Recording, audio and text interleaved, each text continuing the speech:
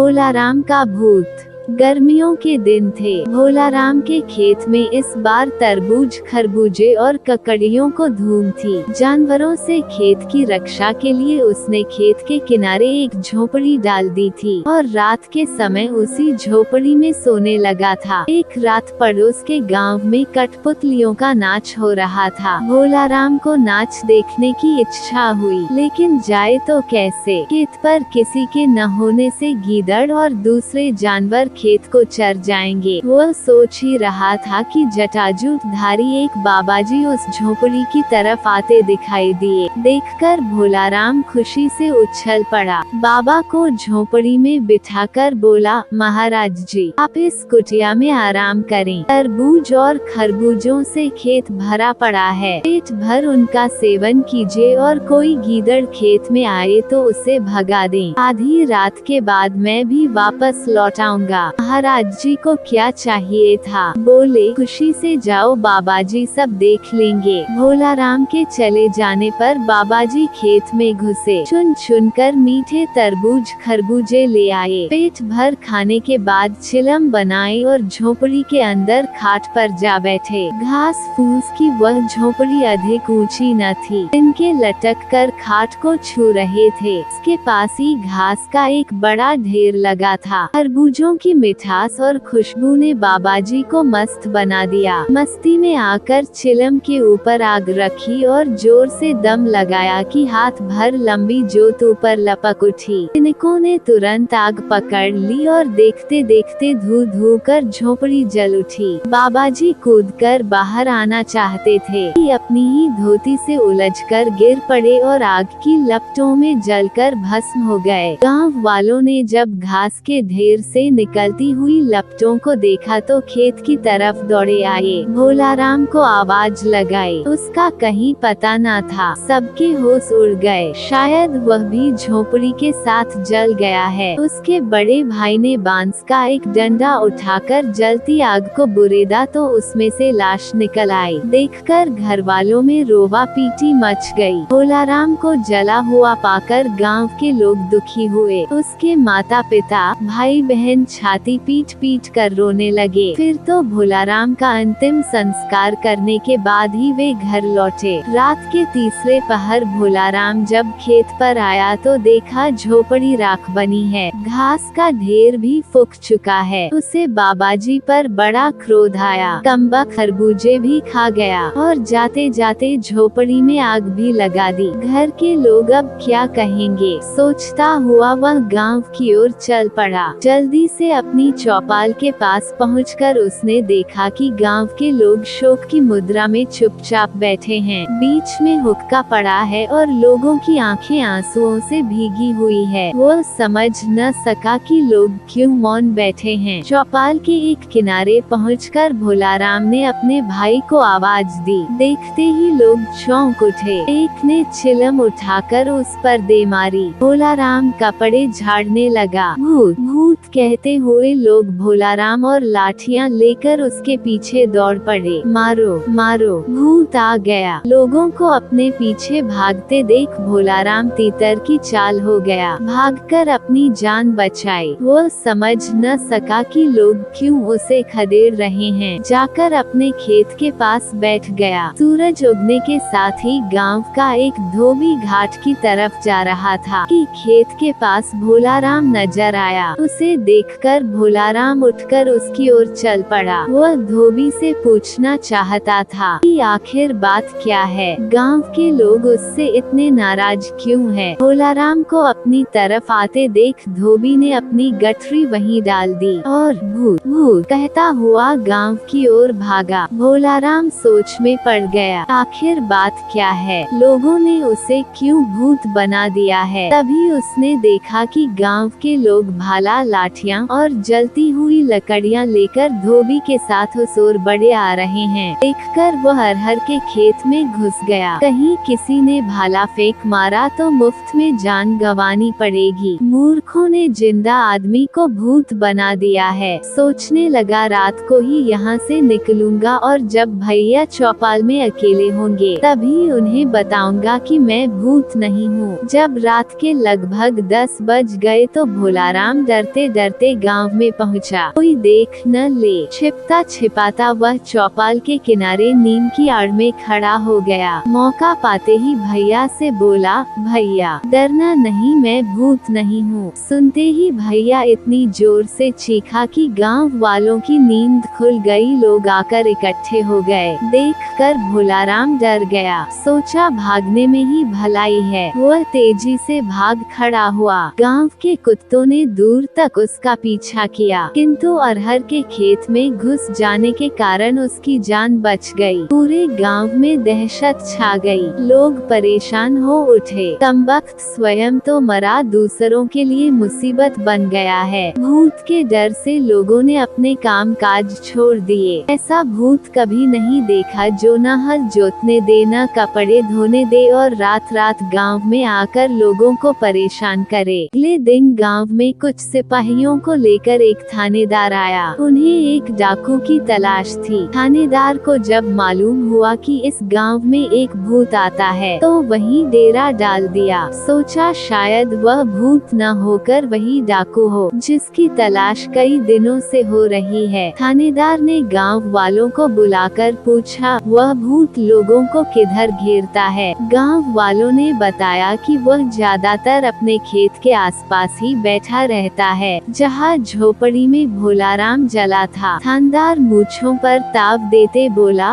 अच्छी बात है, आज रात को हम उसे पकड़ लेंगे, तुम लोग भी हमारे साथ चलना। रात हुई। चारों तरफ जब घना अंधेरा छा गया तो गांव के लोग थानेदार और सिपाहियों के साथ उस जगह जा पहुँचे। खेत पर जाकर थानेदार घोड़े से उतर गया। अपनी सुरक्षा के लिए सिपाहियों ने 2 खुटे जमीन में गाड़कर घोड़े की पिछली दाग उनसे बांध दी ताकि वह कहीं भाग न जाए। अब वे लोग भूत की तलाश करने लगे। भोलाराम अपने खेत के किनारे लेटा हुआ था। लोगों को अपनी ओर आते देख वह उठ बैठा। सोचा पता नहीं अब कौन सी आफत आएगी। जी में आया अरहर के खेत में जा छिपे, लेकिन उसने ऐसा नहीं किया। कब तक लोगों से छिप छिप कर अपनी जान को जोखिम में डालकर रखना है। इससे अच्छा कि खुलकर सामने जाया जाए। वह उठ खड़ा हुआ और जोर जोर से चिल्लाता हुआ उनकी ओर दौड़ा, लो मुझे मार डालो, मैं भूत हूँ, जिंदा भूत, आओ मुझे पकड़ लो, कड़ो पकड़ो। अंधेरी रात में भोलाराम की आवाज दूर दूर तक गूंज उठी। सुना तो गांव वालों की हिम्मत टूट गई। वे भोलाराम लाठियां और मशाल वहीं छोड़कर भाग खड़े हुए। सिपाहियों में भगदड़ मच गई। थानेदार कूदकर घोड़े पर जा सवार हुआ। घोड़े को एड़ लगाई, किंतु घोड़ा उछल उछल कर वहीं रह जाता। देखकर थानेदार की घिघी बंध गई। वह समझा कि भूत ने उसके पिछले पांव जकड़ लिए हैं, जिसके कारण घोड़ा भागने में असमर्थ है। थानेदार वहीं बेहोश हो गया। अगले दिन गांव में खबर फैल गई कि भूत ने कमाल ही कर दिया, थानेदार के घोड़े तक को जकड़ दिया है। अब उससे छुटकारा पाने का एक ही उपाय है कि उसकी मनौती की जाए। 13वीं करने के बाद प्रेत आत्माएं शांत हो जाती हैं। शाम को सारे गांव वालों ने मनौती की। टोकरी भर मिठाइयाँ खेत में रख आए। भोलाराम उस समय अरहर के खेत में छिपा सुन रहा था। उसका भाई हाथ जोड़कर जोर शोर से कह रहा था, भैया तू चला गया लेकिन इस गांव के लोगों को माफ कर दे। इन लोगों ने तेरा क्या बिगाड़ा है कि तू इन्हें देख दे रहा है। 13वीं के दिन हम लोग मिलकर तेरी पूजा करेंगे। तुझे जो चाहिए वह बता दे, लेकिन हमारा पीछा छोड़ दे। भोलाराम इन सब बातों से परेशान हो चुका था। उसने सोचा क्यों न 13वीं के दिन में भी वहाँ पहुँच जाऊँ, जाकर देखूंगा कि कौन कौन 13वीं में आया है। जो मेहमान उस दिन नहीं आएगा उसी के घर जाकर अपनी विपद सुनाऊंगा। उसे बताऊंगा कि मैं भोलाराम हूँ, मैं मरा नहीं हूँ, मेरी जगह एक एक बाबाजी उस झोपड़ी में जल गए थे। 13वीं के पहले आधी रात के बाद भोलाराम चौपाल के घने नीम पर जा चढ़ा। उसी नीम की छां में मृतक के क्रिया कर्म के बाद मेहमानों को भोजन कराया जाने लगा। तरह तरह के पकवान परोसे जाने लगे। देखकर भोलाराम के मुंह में पानी भर आया, लेकिन वह पेट पकड़कर चुपचाप बैठा रहा। उसने देखा सभी लोग दावत उड़ाने आए हैं, केवल उसकी छोटी